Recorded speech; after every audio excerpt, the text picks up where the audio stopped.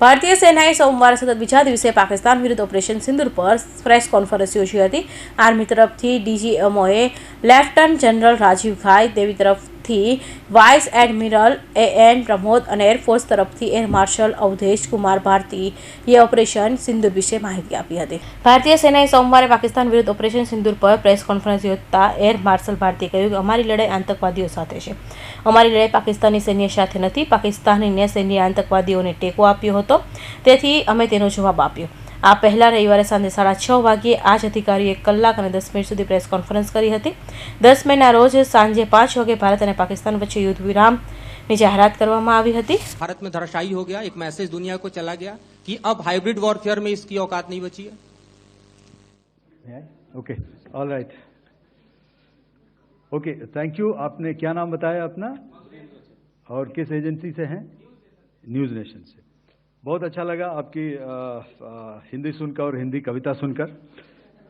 तो मेरे कलीग ने अभी बताया, I think I mentioned Yiha to be of Chinese origin. I would like to correct myself. The Yeha drones are of Turkish origin. So that comes to your question. All right. चूंकि आपने शुरू किया श्री रामधारी सिंह दिनकर जी की कविता से, हमारे राष्ट्र कवि रहे हैं, और क्या संदेश दिया जा रहा है, तो मैं बस आपको रामचरितमानस की एक कुछ पंक्ति याद दिलाऊंगा, आप समझ जाएंगे। तो याद कीजिए वो पंक्ति जो है, विनय न माने जलधि जड़, भय 3 दिन बीत, बोले राम सकोप तब, भय बिन होए न प्रीत। तो समझदार के लिए इशारा ही काफी।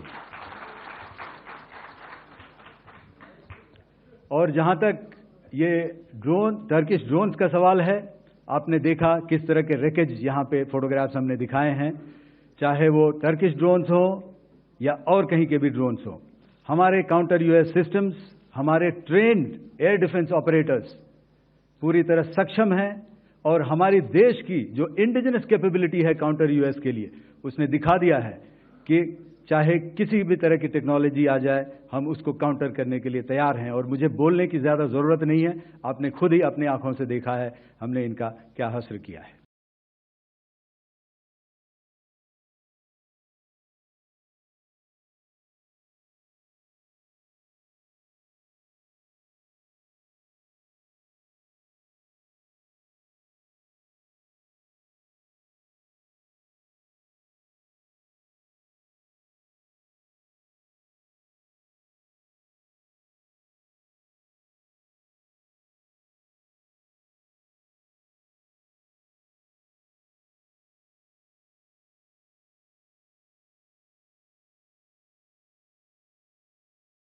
વાઇસ એડમિરલ એએન પ્રમોદે કહ્યું કે નૌકાદળ દેખરેખ અને શોધમાં રોકાયેલો હતો।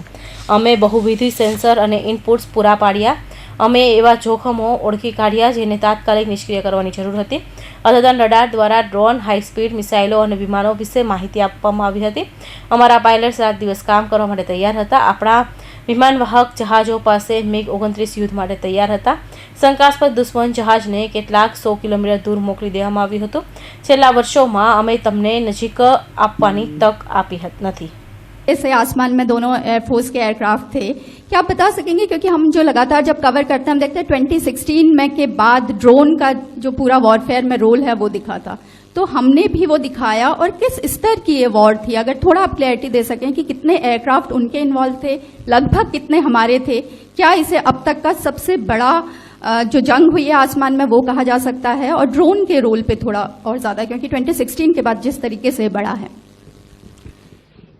देखिए, जैसा मैंने कल कहा था कि इस लड़ाई के डिटेल्स अभी हम शेयर नहीं कर सकते हैं, क्योंकि इसमें काफ़ी कुछ ऑपरेशनल डिटेल्स होंगे। कितने जहाज थे दोनों तरफ से, किस तरह की लड़ाई हुई, these are questions of technical details which we may not be able to share firstly, and which we may not be able to share to explain to you the way it needs to be explained. Suffice to say कि yes, ये एक दूसरी तरह का warfare था, and it is bound to happen. हम लोग पिछली लड़ाई, अगली जो कभी भी लड़ाई होगी, भगवान करे ना हो, लेकिन अभी यदि हुई तो ये पिछली लड़ाई की तरह नहीं होगी। हर एक लड़ाई जो है अलग तरीके से लड़ी जाती है और टेक्नोलॉजिकल एडवांसमेंट्स हो रहे हैं। हम भी उस एडवांसमेंट्स के हिस्सा हैं, हमारे एडवर्सरीज भी हिस्सा हैं। So it is a cat and mouse game and you have to be ahead of the curve to beat your adversary. So that is what is going to happen. So if you ask, was this different? Was this engagement different? Definitely it was different.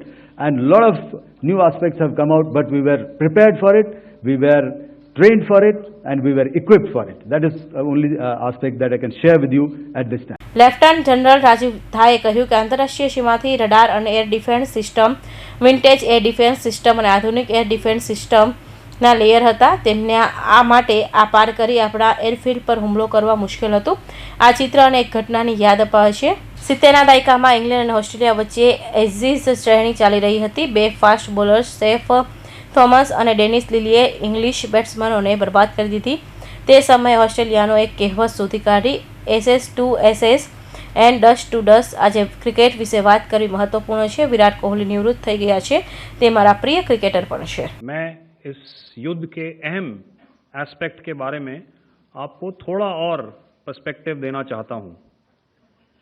हमें air defence operation सिंदूर के air defence की कार्रवाई को एक context में समझने की आवश्यकता है. मैंने आपको कल बताया था कि पिछले कुछ सालों में आतंक की गतिविधियों का कैरेक्टर जो है उसमें कुछ बदलाव आ रहा था.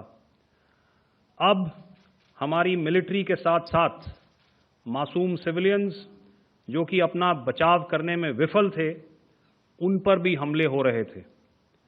2024 में जम्मू सेक्टर में शिवखोरी मंदिर को जाते हुए यात्री और इस साल अप्रैल में पहलगाम में मासूम पर्यटक इस खतरनाक ट्रेंड के विशेष उदाहरण हैं.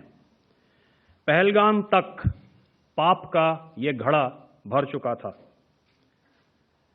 उसके बाद जो हुआ उसके बारे में हम कल विस्तार में बातचीत कर चुके हैं. क्योंकि आतंकियों पर हमारे सटीक हमले लाइन ऑफ कंट्रोल और इंटरनेशनल बाउंड्री को पार करे बिना किए गए थे, हमें पूरा अंदेशा था कि पाकिस्तान का वार भी बॉर्डर के उस पार से ही होगा. इसलिए हमने अपनी एयर डिफेंस की पूरी तैयारी पहले से ही कर ली थी. हमारी इन्वेंट्री में शामिल counter manned aerial systems, electronic warfare के साधन और एयर डिफेंस वेपन्स का इंडियन एयरफोर्स के इसी प्रकार के सिस्टम्स के साथ एक अनोखा मिश्रण किया गया. इसलिए आपने देखा कि जब जब पाकिस्तान एयरफोर्स ने हमारे एयरफील्ड्स और लॉजिस्टिक इंस्टॉलेशंस में 9 और 10 मई की रात को लगातार हमले किए, वो इस मजबूत एयर डिफेंस ग्रिड के सामने विफल हो गए. आपके सामने इस ग्रिड को एक तरीके से दर्शाया गया है. आप देख रहे हैं कि इंटरनेशनल बाउंड्री से कितनी layers, radars, counter unmanned aerial systems, उसके पीछे शोल्डर फायर्ड वेपन्स, हमारे विंटेज एयर डिफेंस वेपन्स जो कि काफ़ी सालों से हमारी सेना में हैं. एयर मार्शल भारती ने भी उसके बारे में बात करी. और लास्ट में हमारे मॉडर्न એર ડિફેન્સ વેપન્સ. ગઈકાલે અમે તમારી સાથે કેટલાક ટાર્ગેટની વિશેષ શેર કરી હતી.